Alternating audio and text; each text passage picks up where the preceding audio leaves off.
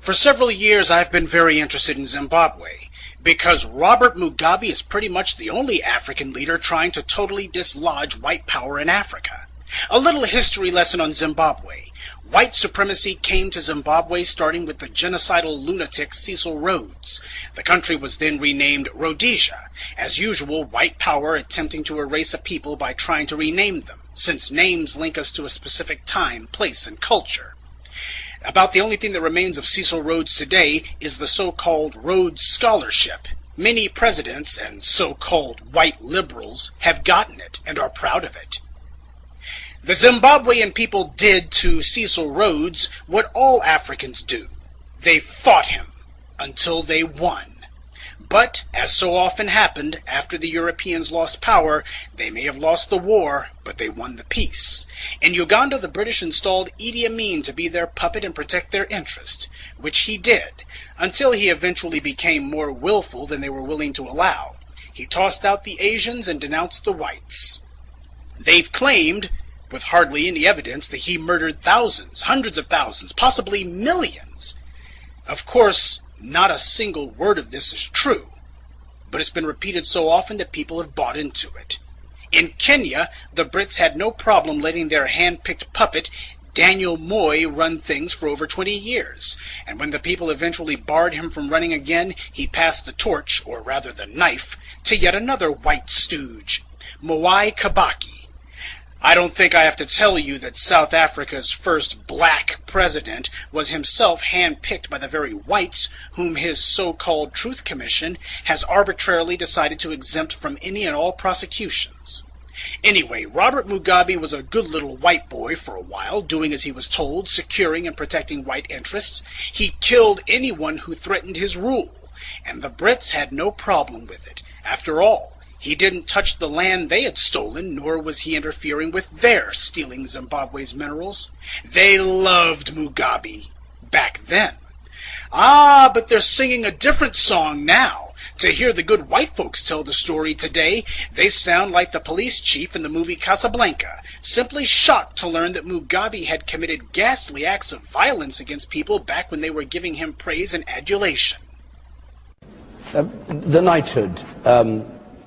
Foreign Secretary, do you believe he should be stripped of his knighthood? Well, I was horrified to find out that Robert Mugabe had a knighthood. You didn't know? No, I didn't know that he was Sir Robert Mugabe. You became Foreign Secretary without knowing that? The important... Just on the knighthood, Douglas heard you were Foreign Secretary when he was given the knighthood, I think. I think not. You were in the government when he was given the knighthood. 94? What were you in 94? I was Foreign Secretary. That was when he was given his knighthood. But not by the. Well, I must plead total amnesia, not by me, and not, I think, by the British government. But I'm who else can give him a knighthood except the British government? I simply do not know the answer to that. But what I was going to raise was that he was known when he got that knighthood, whoever gave it to him, the British government, or I can't think of any other government that could give it to him, it was known already by them that he had massacred 20,000 people in Matabeleland with North Korean trained armies in the 80s. Why was he ever given a knighthood? He hosted a Commonwealth conference, and conceivably it might have been in recognition of that. The Queen went there. He was, I don't say in good standing, but he was a member of the Commonwealth alongside a lot of other people whom we disapprove of. Of course you did. That's right. Robert Mugabe is actually Sir Robert Mugabe, a knight of the British Empire. So, if Mugabe was a loyal wannabe white boy, what changed? Under immense pressure from the African people, he eventually became dissatisfied with being the whites' lackey and decided to start taking back his people's land. This is where the British and the Americans declared war on him.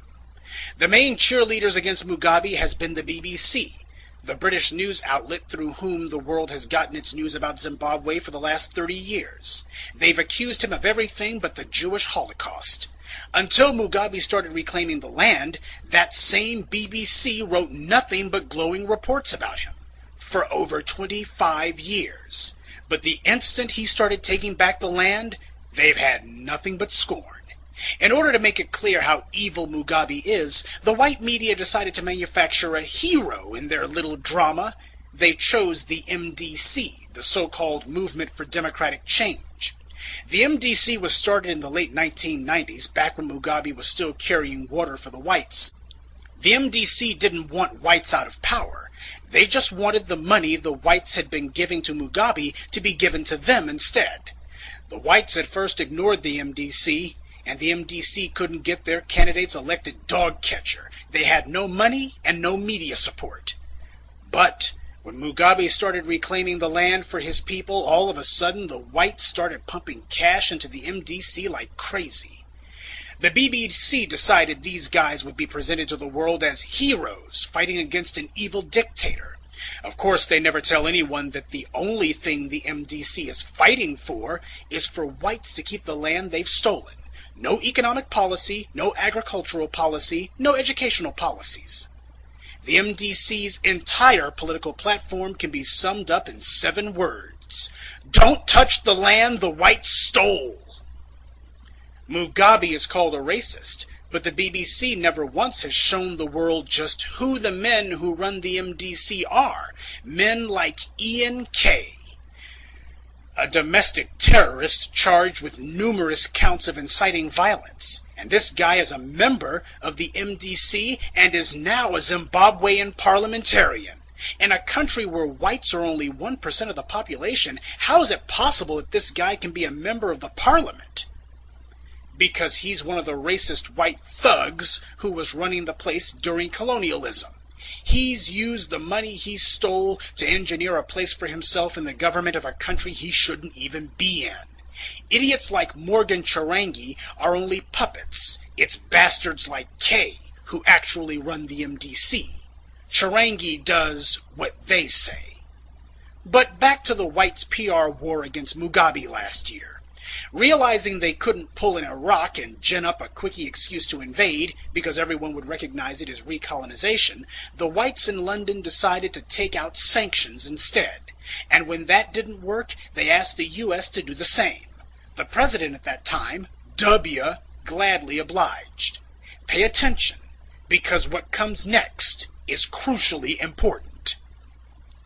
The U.S.'s very first move was to freeze credit against Zimbabwe. I'm sure you've heard the term credit freeze the last 10 months. It's a credit freeze by the World Banks that has brought the U.S. to its knees, destroyed the housing market, and caused a global economic catastrophe. I highlight that so you can understand how important credit is to a national economy, even the U.S.'s. The U.S. still has working farms, working factories, and a service sector, but credit alone has caused nearly 10% unemployment in only a few months. This is what the Brits and Americans did to a country with nowhere near the financial resilience of the United States. This was when Zimbabwe's economic troubles started, not during the land reclamation. Neither the BBC nor any other part of the white media has told this story. But you're about to hear it now. They instead talk about Zimbabwe's economic woes, and they always talk about the whites being forced off the land they stole. Check it out for yourself. Whenever Zimbabwe is mentioned, without exception, the article or news broadcast will talk about supersonic inflation and then immediately talk about the poor, downtrodden whites who the mean old Mugabe is pushing off the land. This is done in order to create a false association in your mind between Zimbabwe's economic problems and whites being evicted from the land they stole. Even though Zimbabwe's problems are not at all related to the land reclamation program, rather the freezing of credit, financial assistance, and assets carried out by the U.S. on the behalf of Britain. They also keep talking about the farms. Like the whites are just Farmer Joe working to feed the Africans. Let's get one thing straight. The Africans were no better off food-wise before Mugabe started taking the land back. The main people who benefited from the white so-called farmers in Zimbabwe were the whites in South Africa. The Africans have never had full bellies off of whites owning the farmland. But that's the way propaganda works. They want you to think that reclaiming the land has caused massive starvation, when it hasn't. The sanctions have hurt Zimbabwe, not land reclamation. And the BBC is not a neutral observer in all this. They are a zealous advocate for the whites. As far as the BBC is concerned, hey, we stole that land fair and square. Now, how is it that they can get away with these lies? Because we, as black people, do not ask about it. This is why the white media will do interviews with the bootlicks in the MDC, but nobody thinks it strange that not one member of Mugabe's government has been interviewed. In fact, W took out sanctions against Mugabe more strident than anything he ever did against Iran or Iraq. Neither Mugabe nor any member of his government or anyone seeking to advocate on their behalf financially can enter the U.S. Think about that. Ahmadinejad went to Columbia University and gave a lecture, even though he took Americans hostage in the 1970s. Say, isn't he supposed to be on the no-fly list? The U.S. has removed sanctions against Libya and normalized relations with that country, even though Gaddafi was responsible for the deaths of Americans, the destruction of U.S. airplanes, and numerous acts of terror against the U.S., for which he has neither been punished nor so much as apologized. But Robert Mugabe, who has not committed an act of terror against the U.S., not supported anyone who has not even spoken in defense of anyone who has committed terror against the U.S., has sanctions put on him. So why is he on a terror watch list? Why can't he enter the United States? When Mugabe won the last election, the whites realized he was going to finally go ahead and toss them all out. That's why we saw the fake outrage from them last year. They tried to go to the African Union, figuring that because they had created the African Union and had most of its members on strings, that it would be a simple matter to get the poor Africans to denounce Mugabe. And after that, they would get the Africans to authorize the Brits to send in the Marines. Of course, it didn't happen that way. The AU rejected what was an obvious attempt at recolonization. So, the whites went running to the UN instead, figuring they would get their way there. But Mugabe had already shored up his political support on the UN through the alliances he built with China, who, as a permanent member of the UN Security Council, has veto power. And Russia also joined China in vetoing the Brits' plan to move forward with military action against Mugabe. The whites howled and screamed about it. How corrupt the UN is, because one vote is all it takes to derail the whites' well-laid plans. But those same whites have no problem when the US is the only Security Council member to vote against condemning Israel for its violence against the Palestinians, or when the US votes against a resolution condemning racism. Zimbabwe is a small, poor, weak country. But even so, Mugabe has outfought and outthought the Euro clowns every step of the way.